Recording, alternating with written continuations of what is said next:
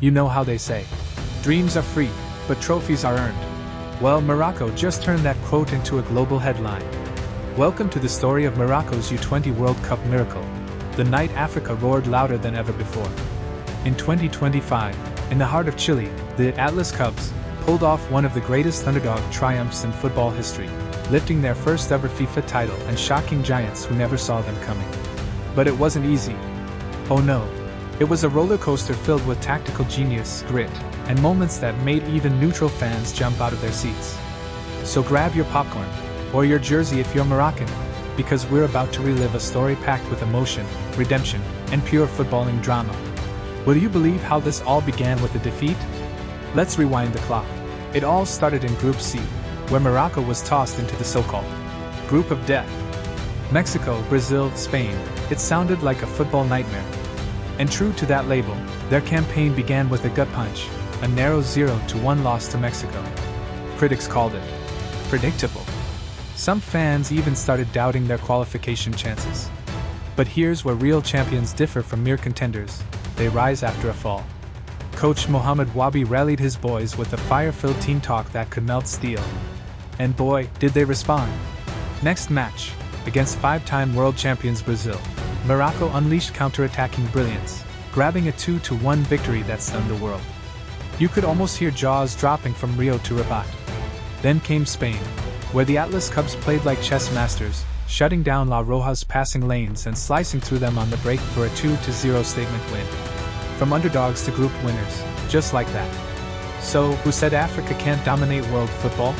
By the knockout rounds, Morocco wasn't just playing football, they were writing poetry in motion. The round of 16 saw them face South Korea, and despite the pressure, they kept calm like monks in a storm. A composed 2-1 win sent a message: these kids had ice in their veins.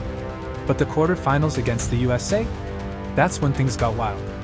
The Americans came out swinging, full of pace and power, but Morocco countered with style and precision, delivering a clinical 3-1 masterclass. Each goal was smoother than the last, and suddenly the world started whispering. Could they actually go all the way? Their secret weapon? Discipline. Every player knew his role. Every pass had purpose. And every counterattack felt like lightning. If you're watching this thinking, maybe luck was involved, think again. Morocco earned every inch of that progress. Now, this is where the drama peaked. France versus Morocco, a semi-final that could have been scripted by Hollywood. France struck first with clinical precision, but Morocco didn't blink. They equalized in the 68th minute, and from there, it was pure tension. Extra time came and went, but neither side could land the knockout blow. Enter the penalty shootout, the football equivalent of a heart attack. And here's the twist. With seconds left before the shootout, Coach Wabi made a bold move, substituting in Abdelhakim El-Mesbahi, a little-known goalkeeper famous for saving penalties in youth tournaments. And guess what? The gamble paid off.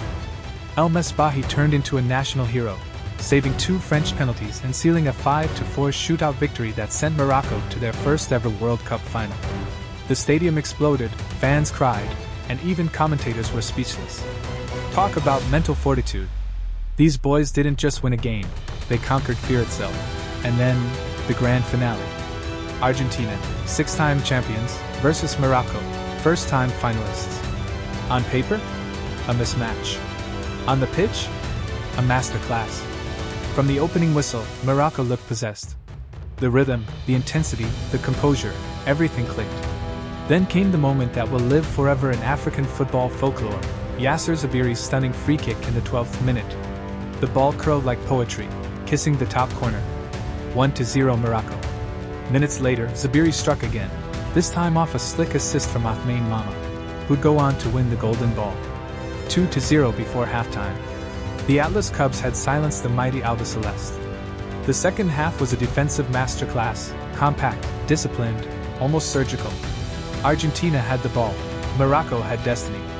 And when that final whistle blew, history erupted. The Atlas Cubs had done it, Africa's second ever U20 World Cup champions. A fairy tale ending to a journey of belief, strategy, and sheer heart. What Morocco did in Chile wasn't just about winning, it was about rewriting possibilities. They proved that with unity, strategy, and faith, no football dream is too big for Africa. So, here's a question for you, football fans.